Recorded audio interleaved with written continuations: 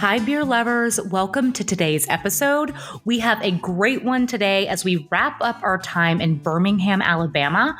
We are going to be speaking with the Brewmaster, Luke Garner, over at TrimTab Brewing, and we're going to be drinking their Continuum Double Ipa and their Imperial Euphoria Now Berliner Weisse. These were two amazing beers to end the month with, and I think you guys are going to love this episode. Stay tuned.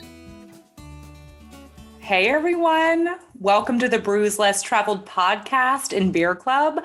I'm your craft beer loving host, Molly Lamb. It is our last week in Birmingham, and it is also the day before Thanksgiving, which makes this episode for some reason just extra special for me to kind of kick everyone into their holiday week and weekend. I am so excited, and I am not alone. I am wrapping up the month with my amazing co-host Tim for our last episode together. Tim, how are you? You want to say a quick hello? Absolutely. Welcome, everyone. Welcome, Molly. Thank you again for having me. It's been an awesome month.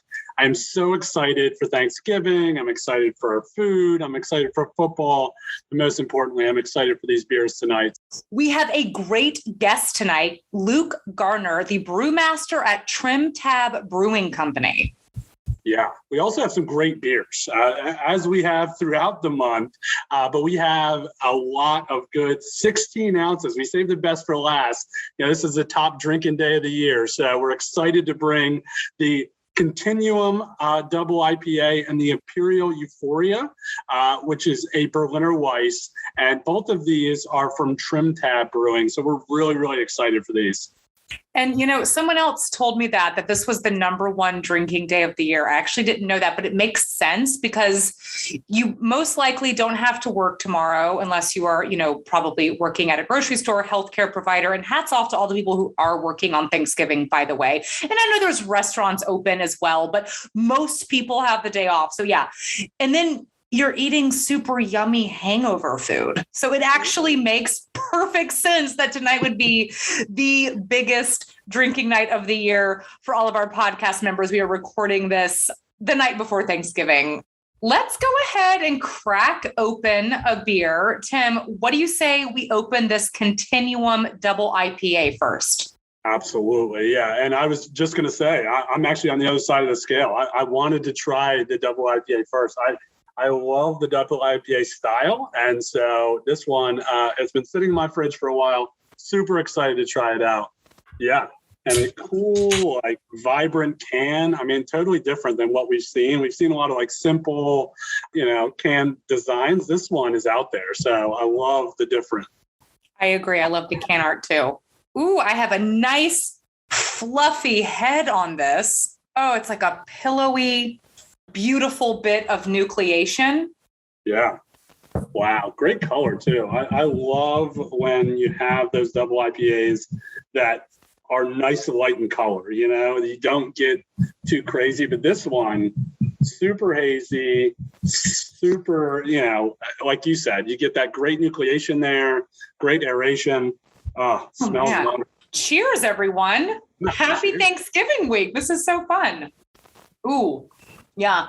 And this tastes almost more like a hazy than a double to me. I'm getting a lot of fruit. Absolutely. I'm getting that thick, plush mouthfeel. But, I find sometimes a double IPA and a hazy can sometimes overlap in certain characteristics, just in certain things.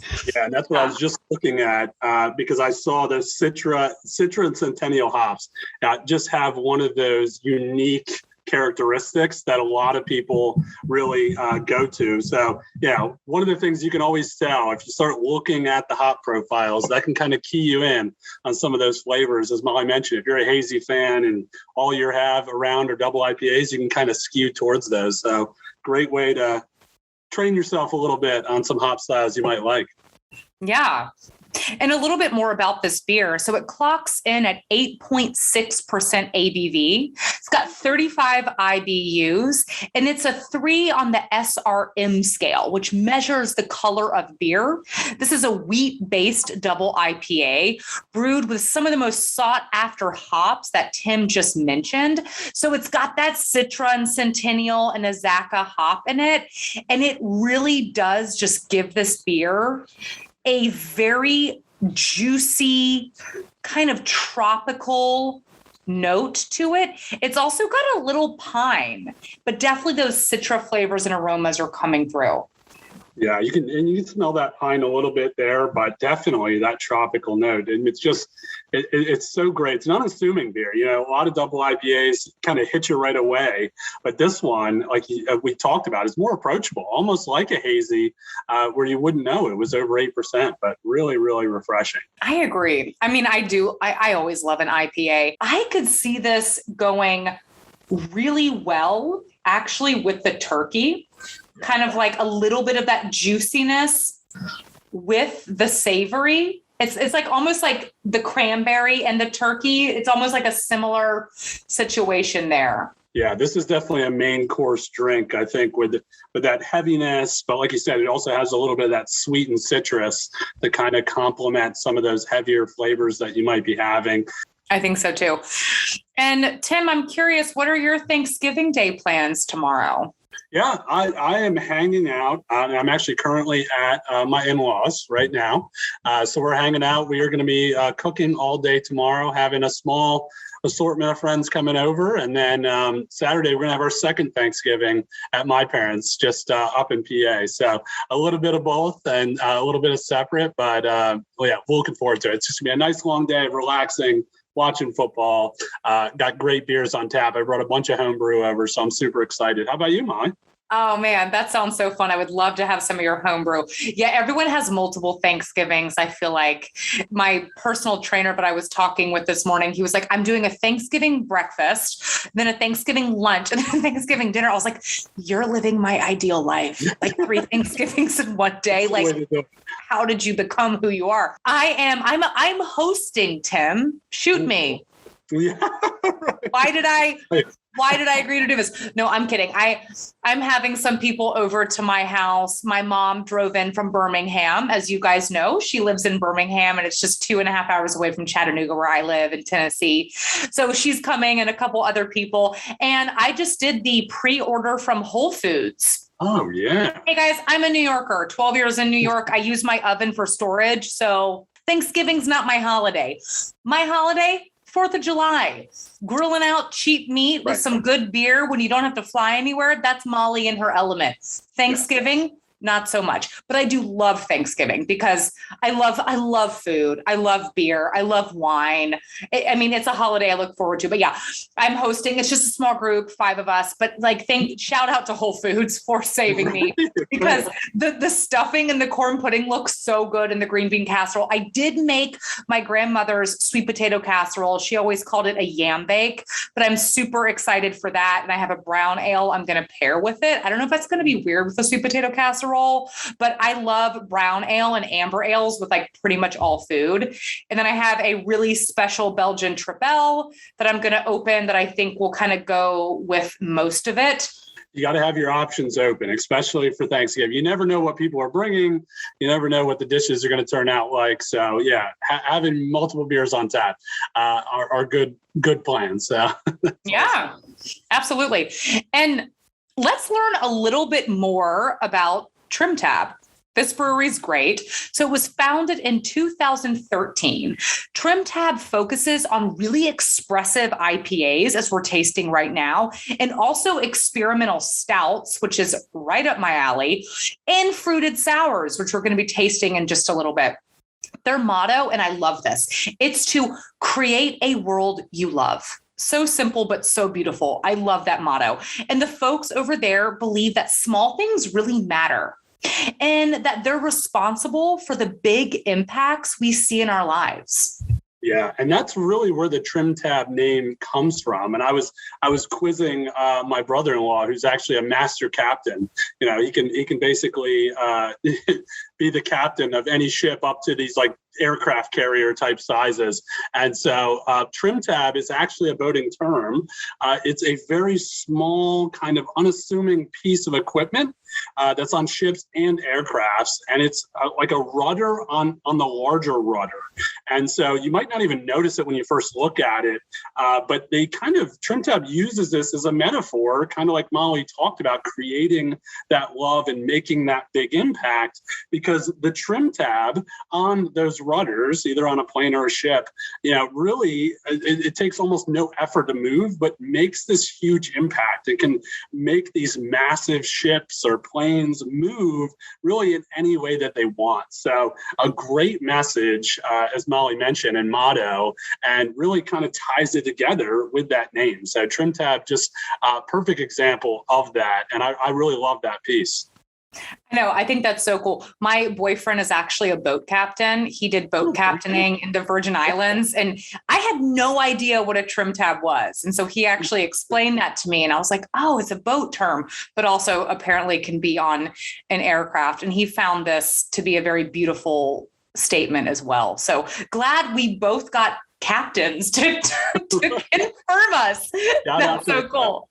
And yeah, and really, I mean, at the end of the day, a TrimTab is the actual source of how all direction and balance is achieved. And I do think that is so beautiful and so cool. And I loved the outside area at TrimTab. I just thought it was nice and simple. They just had these nice little picnic tables.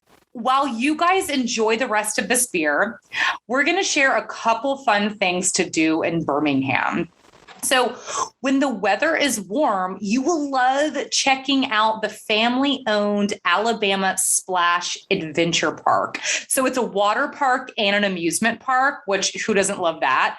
And it's located off of Interstate 2059 in Bessemer, Alabama. So it's just west of Birmingham and east of Tuscaloosa, but it's a fun way to spend a summer day.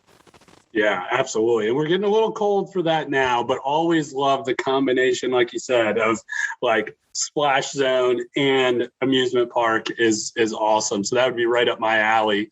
I know we talked a lot about the history as we've gone through our Birmingham adventure.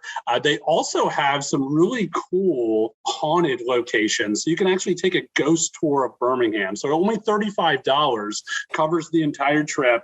And they begin with the tales of the founding of Birmingham. So once again, tying in that history as a rough and tumble mining and mill town.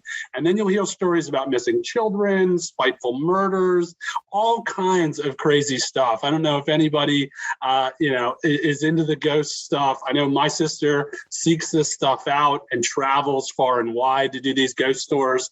And so, always a blast. I followed her around on a few. Let's open up this Imperial Euphoria Now fruited Berliner Weisse. And then we'll bring our guest on after this. This one's right up your alley, Molly, with the German styles. Yep. 16 ounces of good vibes. I love that. Love that. Right there on the can. And you don't see Imperial Berliner Weisse as much. You don't. No, this is different. So I'm excited. Ah, what a great color. Tropical aroma right away. I can hear it sizzling, that carbonation. Right. Cheers, everyone. Yeah, cheers. This is great. Great color there. Oh, like you said, that's just such a great smell. Such a great smell to it. The Berliner Weisse just has that distinctive characteristic to it that you just know that it's in there. Great color. Oh man, this is passion fruit guava all the way. Oh yeah. And this beer is an 8% ABV. Typically a Berliner Weisse is a lower ABV, between like 3 and 5%. So the Imperial really adds that punch to it. Just 7 IBUs. It hits a 4 on the SRM scale. And I'm just finding this beer to be almost like island cocktail vibes. I mean, speaking of boat captains, like, can I be on the deck of a boat drinking this beer right now? It's like, I want a hammock. I want a hammock right now. This is a deliciously tropical beer. It's so refreshing. Where's the umbrella? Yeah, this is definitely something like that fruit punch, like you said, and that passion fruit. Like, you can taste the fruitiness in there, but it's balanced. It's not too overwhelming. I myself, usually when I hear fruited anything, I'm worried that it's going to be a little bit artificial, but this is just really balanced and really smooth. So I'm loving it. Let's welcome on our guest this evening, Luke Garner, the Brewmaster over at TrimTab. Luke, how are you? Welcome. How you guys? Hey. Happy to be here. Hope everyone's doing okay. We are doing great. Yeah. Are you drinking anything fun? Yeah, I'm actually, I'm drinking Body Electric. So we just released that a couple of weeks ago. It was actually a collaboration with James over at Two Tides Brewing. It's just an awesome beer. I mean, it's higher ABV too. It's Mosaic, Sabro, and Guava.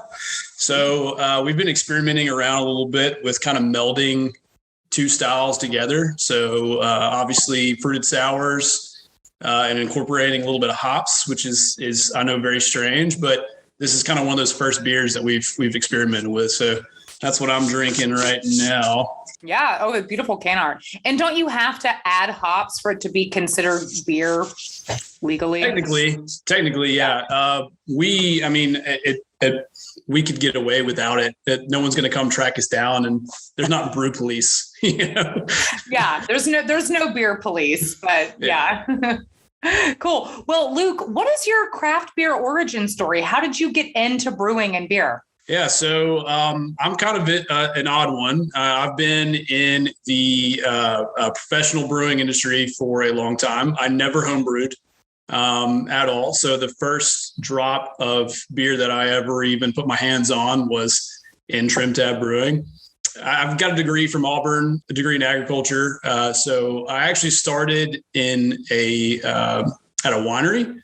So I was actually a vineyard manager. So I was working grapes for about 2.5 years. I had a full trajectory of wine intention planned for myself after I graduated, really was set on that path. And then basically I moved back home to Birmingham for a little while. And was like, well, there's not any wineries around here. So what am I going to go do? So I picked up a job at TrimTab, just starting out, honestly, just cleaning tanks, not really doing a whole lot. And I was already a big craft beer fan, so that was easy. But really, just kind of worked my way up and went back to school, got a degree in advanced brewing theory from Siebel Institute, and right time, right place, and got the brewmaster position. So I've been in that role now for about 4 years. So that's awesome.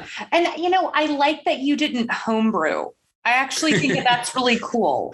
Yeah. I'm not a home brewer. I mean, I'm not a brewer, but I think that there's something to that where you didn't get fixated on how it should be on your level. You just kind of went for the bigger professional levels. I think that's kind of cool. And I think you're the first brewer that we've had on that started in wine. Yeah. Yeah. So, that was definitely helpful for me. Cause I mean, really, I started to get, I guess, really into the ingredient side of brewing, just coming from an agricultural background. So I got really into hops, really into malt. I kind of considered, going that route on the ingredient side of things for a while, and then found a home at TrimTab and never left. So here I am today. Awesome. And wait, so what is the difference between a head brewer and a brewmaster? So it really kind of varies from location to location. It's more terminology that we use just in our brewery. We have a head brewer that works for us. He's on my production team. Basically, in our terms, a head brewer essentially just runs the brew house. He's responsible for even planning the shifts of the actual brewers. He himself also does brew on the brew house as well. But he does a lot of basically just the management on the hot side of the process. He orders grains and malts and stuff like that. and basically just ensures that the brew house is operating the way it's supposed to. So he's responsible for the beer on the hot side of the process. So basically, up until boil, until it gets into the cellar.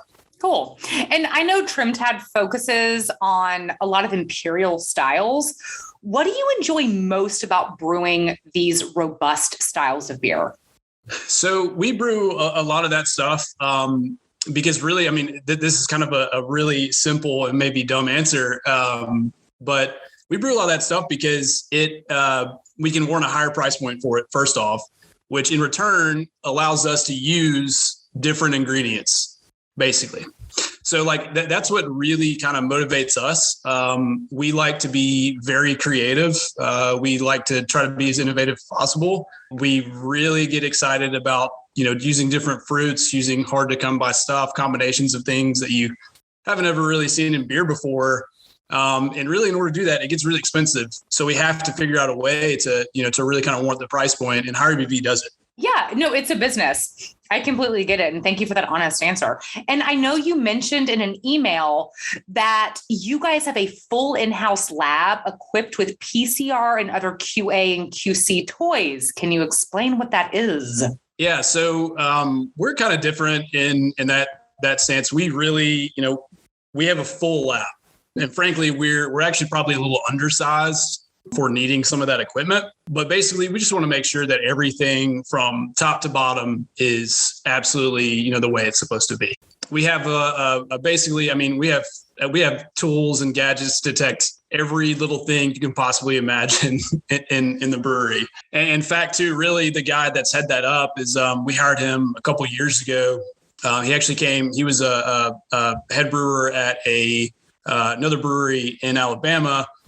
He's been a good friend of mine for a long time, and he really nerds out about the science and chemistry and quality control and quality assurance side of brewing. And I knew absolutely, after, a while of knowing him, I was like, I want that guy to work for me someday. We just have very compatible skill sets.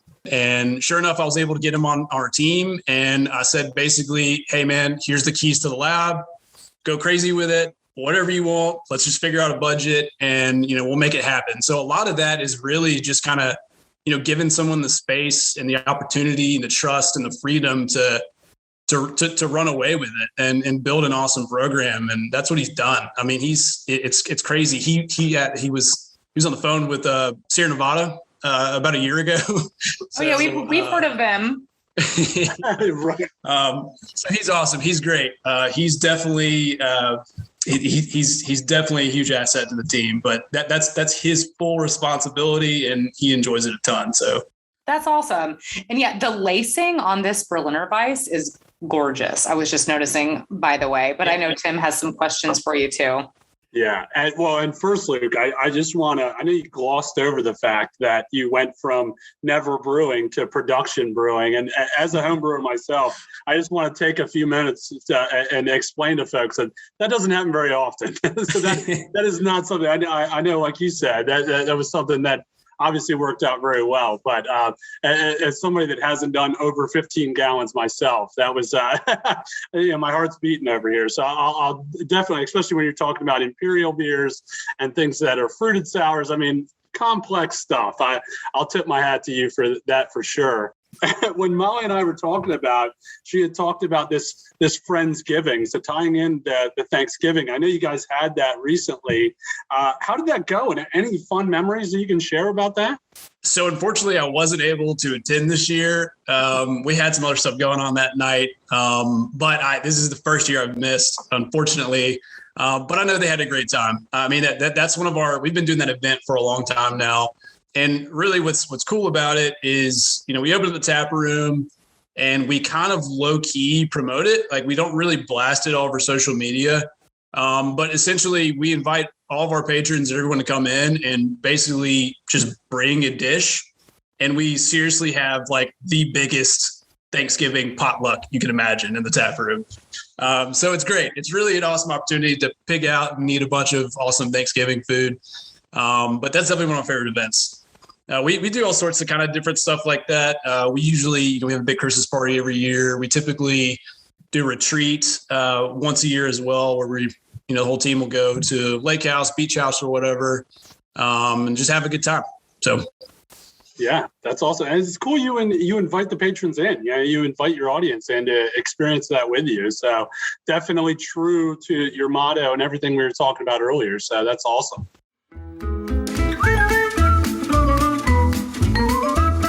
Let's take a beer break. So in this episode, we've been drinking some Imperial beer styles. What exactly does that mean? You might see it sometimes referred to as a double. This is generally going to mean it's really strong beer brewed with more hops and more malt. It's going to have a bigger flavor and more alcohol content. And the first Imperial beer was brewed for the 19th century Russian Imperial court. That's where it got its name. This was for the Russian Tsar Peter the Great, who fell in love with the taste of English beer, especially their porters, and I don't blame him. So the London brewers wanted to ship him the beer because he couldn't live without it, but it would spoil during the long voyage. So they came up with a stronger beer that had more hops and more alcohol, and this acted as a preservative to safely get the beer to Peter the Great. I have to say, I'm kind of thankful for him because this is one of my ultimate favorite beer styles. Now, let's get back to the episode. I was reading through and heard you guys brewed a spicy pumpkin wheat, which is super interesting. As a brewer, I talk to people all the time that are like, how do you control the heat in your spicy beers, or where do you add those different adjuncts? And so I wanted to talk to you about the fresh jalapenos you had in this one. How do you control that spice a little bit, and how was the feedback on that beer? So the feedback was surprisingly good. To be honest, we weren't expecting a ton.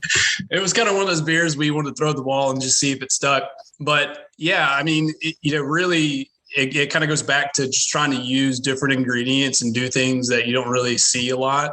We've got a guy on our team who that's all he does is do small batch beer. Well, he does that. He does that, and he brews in the brew house pretty consistently. But that was one of his beers, and it was one of those kind of weird things where we talked about it and talked it through. And I mean, really, the result in it, I mean, it was actually surprisingly well balanced. I'm not huge on pumpkin beers personally, but I did enjoy that one. So really, the trick there was we used real pumpkin puree, and then we've got a niche.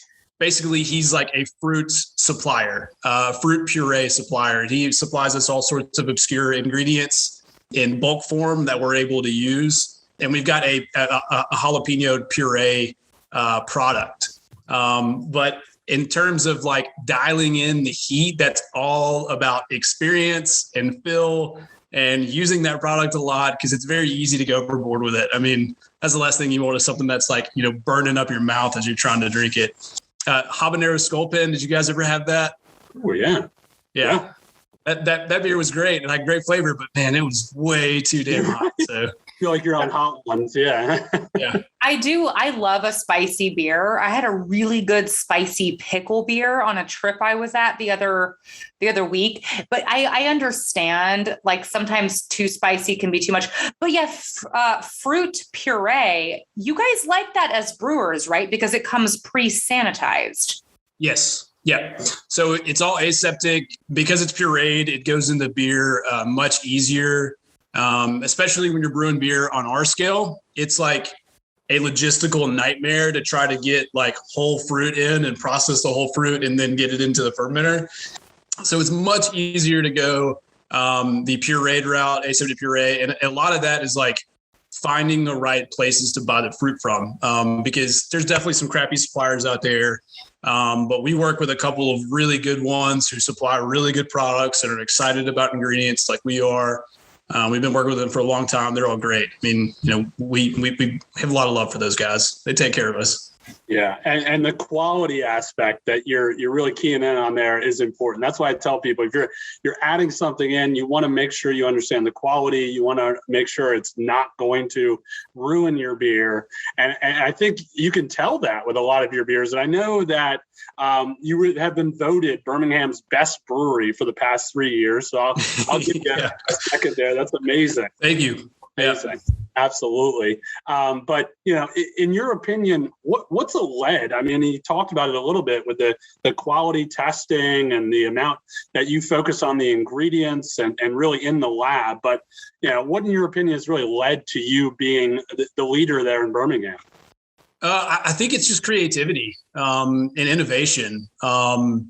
And then, part of that too is just customer experience. Like our tap room, I got to give them a ton of credit because, you walk in the door and we're very intentional about creating an experience there, not just walking up to the bar, getting a beer and then turn around and go back to your table. Like, we really try to make an experience there. So much so that you'll probably notice, you can kind of tell in the background, this is something that's kind of an insider little story. We intentionally have our taps on the front of the bar, which if you think about it is actually kind of strange at breweries. You walk up most places and their tap wall is behind the bar. So they have to turn around. Yeah. So really what that allows them to do is to sit there and pour a beer and interact with you while they're pouring a beer. So it's just little stuff like that. We really try to go above and beyond and kind of think about little things like that, opportunities to talk about our brand and just create a good experience and a good environment for people to come in and hang out. That's amazing. Yeah, that's awesome. Yeah, all about creating that world you love. Yeah, that's awesome. I definitely felt that when I was there visiting, for sure. The woman who was just, because you order at the counter. Yeah, basically, so it's kind of nice. Like there's no pressure. There's no pressure to have a server or anything. You go up to the bar and you order, and they were so friendly and so helpful. Awesome. I really, really remember that about my visit there. And then you guys have some nice comfy couches. Yeah, everything's very thrifted, eclectic, very casual. But Luke, I'm curious. So what is your ideal day off in Birmingham? There's so much to do there. Yeah. Let's see. So again, I'm kind of weird because my ideal day off, I'm probably working in the garden, working in my vegetable garden, working on some of my fruit, stuff like that.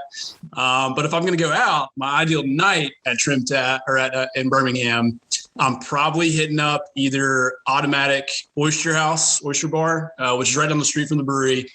It's awesome. It's like very high end oyster, seafood. The chef there, he's amazing. He's great. They have really awesome food there. Gianmarco's is also a really great, low key, small place. It's Italian food. And I know everyone kind of like rolls their eyes a little bit when they're like, oh, I got the best Italian food place. This place is awesome. It actually has like this little wine shack back behind the restaurant that you don't have to have reservations for. You just walk in. It's first come, first serve, table wise, and they sell you basically wine at house cost essentially, and you can order from the main menu from the restaurant. So if I'm going to go eat some food, that's definitely where I'm going. After that, I probably would go and get a cocktail somewhere. There's a shocking amount of really great cocktail places in Birmingham. There's a mezcal bar. I'm actually blanking on the name right now. Pilcrow. It's actually downstairs. It's really great. It's really cool. Probably hang out there for a little while. And then usually if I'm going to finish the night off, there's this really kind of strange place called Mom's Basement, which it's in a basement. It's actually like outfitted as if it is the basement of your mom's house. So it's got like a bunch of like really old pictures and stuff on the wall, old couches. All of the stuff behind the bar is all like old refrigerators, and it's like very casual, super fun, super cool. Just a fun place to hang out. They serve like Uncrustables, like peanut butter and jelly sandwiches, bagel bites, cheese puffs, like all this crazy stuff. Bagel bites. I used to live off it's all like super cheap, super affordable, and you can go and get like a $3 beer there. Okay. So I'd probably spend my late night there before I finally headed home. That is so cute. Oh my God. Okay. So Luke, as we wrap up here, it is time for our rapid fire questions. Okay. Luke, your job is to not think, just answer. Are you ready? Here we go with our rapid fire questions. All right. Malty beers or hop forward styles? Hop forward styles. Ooh, all right. And how about cask ales, yay or nay? Nay. Okay. Beer you're most looking forward to drinking this winter? Sierra Nevada Celebration Ale, which is out right now. It's kind of cheating there, but yes, look forward to that every year. Cannot not have that. Yeah. Like it's such a classic. Oh, I love that you said that. That just made me almost like emotional. I love that beer. Absolutely. And how about favorite beer and food pairing? Mixed fermentation, sour of some kind, and some sort of cheese. I don't even think that's traditional. I think I actually feel like that's kind of a progressive thing because I feel like not a lot of people are pairing sour beers with stuff. I love that answer. Yeah, something that's like a little funky, nice and tart, and a nice good cheese to go with that is just like, it's awesome. I that's a very cool answer. And favorite beer to pair with Thanksgiving food. What are you drinking tomorrow?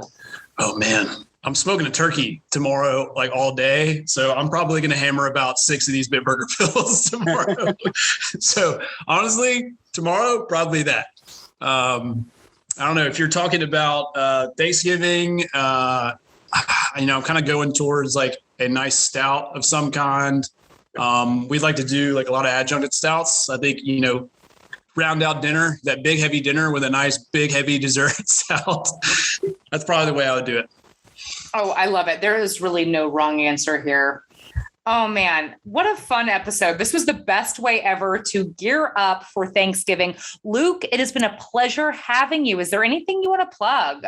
No, I mean, I just, want to encourage everyone to get out and try to hunt down some of our beer. We're in a lot of places. We're in a lot of chains now. Of course, Alabama, Georgia, Tennessee, Florida, looking at South Carolina and North Carolina.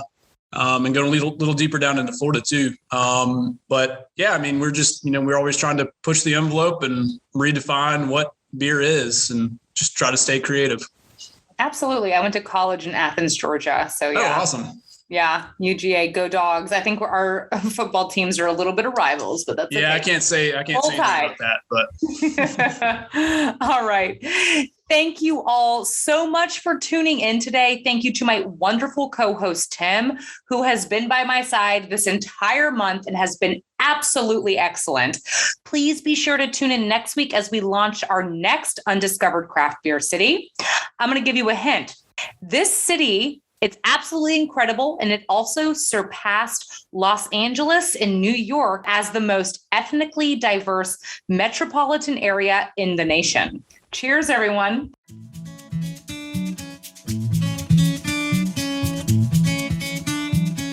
Thank you all so much for tuning in. It's always a blast having a beer with you. Don't forget to sign up for the Brews Less Traveled Beer Club, and this way you'll get the beers I've been drinking delivered right to your doorstep, plus exclusive access to our weekly live streams. You can also follow Brewvana on Instagram and me as well at Molly_Brews Less Traveled. I always love hearing from you guys, especially if it's a beer recommendation. So keep the messages coming. Cheers.